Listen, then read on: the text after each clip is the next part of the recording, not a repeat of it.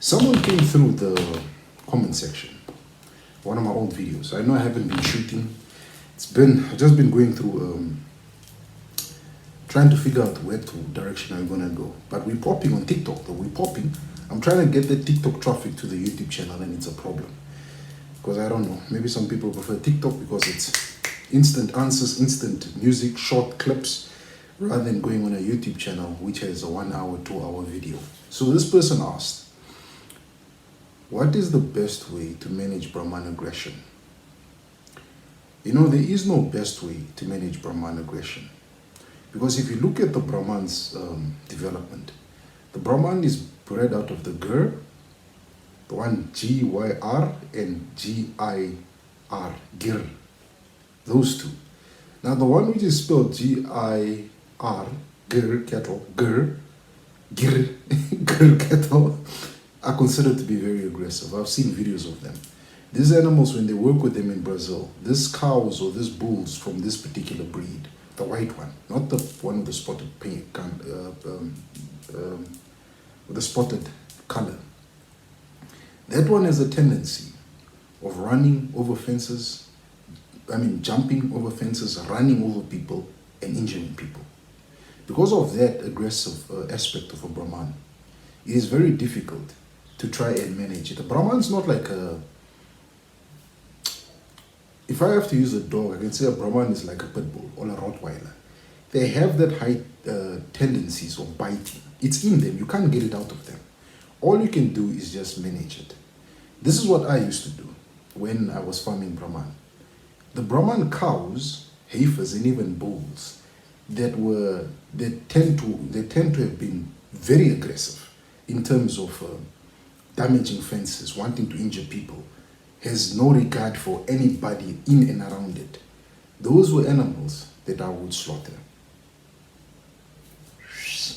Euthanasia. We didn't stick around with it. Because it's something that is inside them. You can only try to breed it out or try to you can't get completely rid of it. You can try and breed it out of the animal, but it's in the genetic. So what it meant was, those cows that used to show extreme aggression when they give birth to calves, when they don't have calves, when they have a tendency of being extremely wild, just running like kudus and jumping over fences and breaking things, those animals didn't last long on my farm. Because my mindset was, if she is like this, or the bull is like this, or he is like this, he's going to breed those genetics into his calves. And you know, calves, when they are born, are very docile. They learn certain learned patterns from their parents. If they see their mother has a tendency of running like a wild person, it's going to have that same mentality. So I used to cow. There would be those one or two, probably if the mother is very aggressive, but you put in the effort when it's still a calf, and you come to it, you rub it, you touch it, you put it in the manga, in the crash pen, and you put hands on it and you touch it and stuff like that to get it used to people interaction. It might become calm. It might not be as aggressive as the mom, but most of the time, it is just as aggressive. It is just as aggressive. It's very difficult to get that out of them. The best advice that I would take, it would come from this breeder of Loreza Brahman, South Africa. He said, this is in the Brahman, it's part of them. But what you can do is identify those ones that tend to be wild and aggressive, get rid of them, and keep the ones that are very mellow. Keep the ones that are very mellow. If that aggressive and wild cow of yours is the one that gives you best cows, best keep the cows with her for a time and then get them away from her. Try to interact more with that cow, so as it grows up, it is not aggressive. We had one cow. The mom was extremely aggressive. Chase people, kick, try to maul you to death. The calf, what we used to do, my workers, and I have to say big ups to my former workers, Ishmael. Ishmael would always walk when he would give the cows a lick, and they would come to lick. The mom would be licking and forget about the calf. He would go to the calf and he would rub her when he takes some lick in his hand, and he would give her, so she would come and lick it off his hand, and then he would rub her and get her used to that and get her used to human interaction. So as she grew older, that cow, you know, my heart breaks so much for that heifer. There's a picture of, I'll look for it. There's a picture of me and her holding her, where I was wearing like blouse holding her. She was one of my most tamed heifers that I ever had. She would always come to you to come look for a little scratch a little hug, a little rub, because she liked that. The workers got her used to that. And this is why I always said in all two of the videos that I did about Brahman cattle that you cannot be a lazy person while farming with Brahman. If you are lazy, it's not for you. It is not for you. Because the fact that you are lazy and you don't have time to go and walk in between them and interact with them every day, leave them alone. Rather go get a breed that, like a Bosmara or a Simmental, that does not need to be exposed to you every day, but will never be aggressive to chase you. A Brahman, the fact that you don't come and probably don't come to the crawl, all they do is they walk in, they drink their water, they have a lick and they leave. There's no human interaction. They will behave like wild animals, like a herd of buffaloes. You will see the females will be behind the bull and the bull will be leading and looking. The ears will just be pointing at you and looking at you, saying, hey, what is this? This thing, what is this? We've never seen this, we've never smelled it. What is it? So this is why I used to tell my workers, I'd hammer home, when the cows come home, don't just open the gate, let them drink water and give them lick. No, walk between them. Let them get used to human interaction. Let them get used to people walking in between them. Let them get your smell. Let them get used to you moving around, this weird animal that's walking on two legs. Let them get used to that. So once they get used to that, they don't have this tendency of when you come into the crawl, they're on one side and you're on one side and you need to be looking at them because you don't know if they're going to run at you and try to injure you. So these were things that I always used to hammer home to my workers. I always tell them, you need to do this to avoid us getting injured. And when a few of my animals were aggressive and didn't change after a while, with all this work we're doing of human interaction, socializing with human beings, them being in the crawl and a person just sitting at the water trough, or a person just sitting in the crawl, or a person standing at the feeding trough or the licking trough. So they just get used to you being there and smelling you. If they still show their tendency of still being wild, we would slaughter them, euthanize them, euthanasia, and would eat them.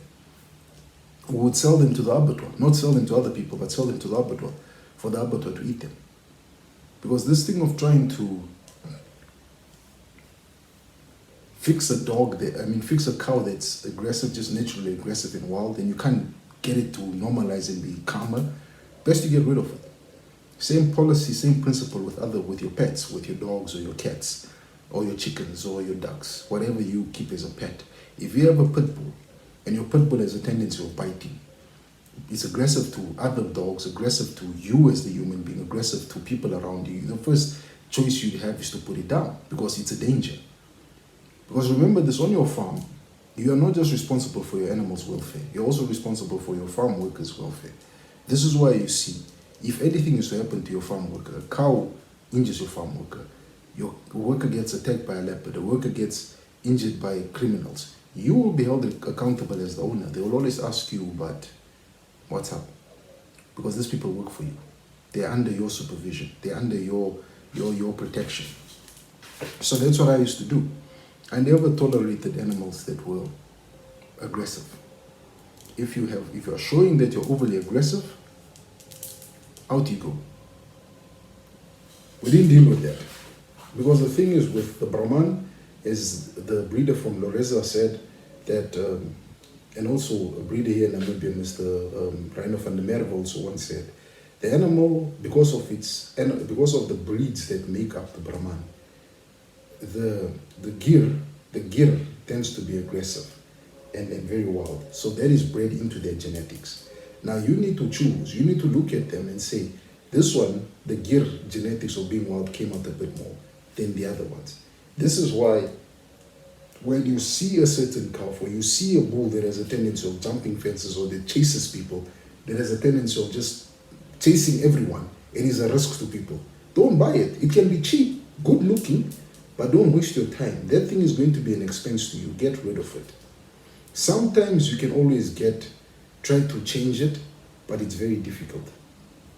This is why the bull I had two. I had Stompy and Musholozi. Stompy was not aggressive, but he was not the type that you'd be able to take pictures with. Musholozi was the type you could take pictures with. Musholozi, the reason why he came out like that was because the breeder, the stud breeder, Mr. Reino van der Merwe, who was breeding him, was training him to be a show bull, to be a bull that goes to the show. So he put in extra work. He did the tying it at the pole it getting pulling in at the pole. You know what? Like how they train horses also, and they tie a donkey next to it, and the horse wants to run. Using that to get that animal to calm down. Once that animal gets calm, because what he would do when he was training Musholozi, he would put a halter on him when he was young, halter on him, tie the halter to a tree, to a pole, and then he would come touch him. Now you know the bull is not used to being touched. It jumps in the air, tries to run, it's trying to kick, it's trying to break the fence, the rope, and it's trying to fight you here. But after a while, as you keep on doing that with it, it starts getting used to you, gets used to your smell. After a period of time, you don't anymore need to even to chase it to put the halt on it. It will come itself and even not need a halt. You'll even walk and do it. That bull was so tame that I had to vaccinate, inoculate it. Or at least it was standing outside of the manga. It didn't like going into the manga. It was a struggle. Now in jail, I'll be like, yo, guys, injecting this animal outside of the manga, will this thing not kill me? And you inject it quickly outside the crash pad and you run away. But I would say this, okay, now coming to a close. Sometimes you can calm them by socializing them more with people. When they come to the kraal, close the gate, let them drink the water, let them have their lick, but always be in close proximity so they get used to you. Sometimes you can't do anything. If this animal, doesn't matter how much socializing you try, it is just aggressive. It wants to kill you. It wants to hurt you. It wants to throw you over the fence. It wants to run you over. Get rid of it, slaughter it. Get rid of it, because that cow is going to breed that into its calves. That bull is going to breed that into its offspring. There's not much you can do. With that said, ladies and gentlemen, I just want to say bye for now.